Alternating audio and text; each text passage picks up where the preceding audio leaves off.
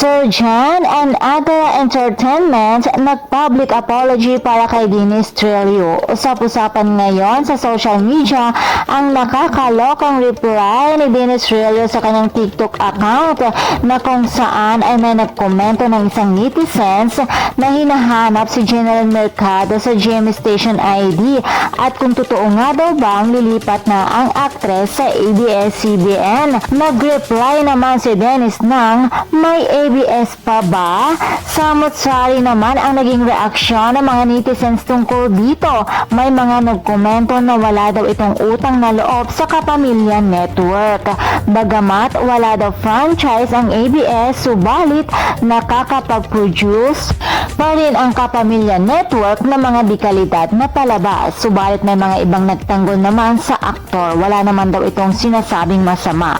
At sa pamamagitan ng kanyang general manager na si Sir John, naglabas ito ng pahayag hinggil sa mga naging komento ng kanyang alaga at ayon sa kanya, hindi daw si Dennis ang nag-comment. Limitado lamang daw ang access ng aktor sa kanyang phone dahil nasa taping lamang daw ito ng kanyang bagong serye. At maging ang talent management ng aktor ay naglabas na din ng statement at ayon sa kanila, na-hack daw ang TikTok account ng aktor ngayong araw, July 1. Samantala, inaabangan din ang tugon ni Dennis Trillo patungkol dito.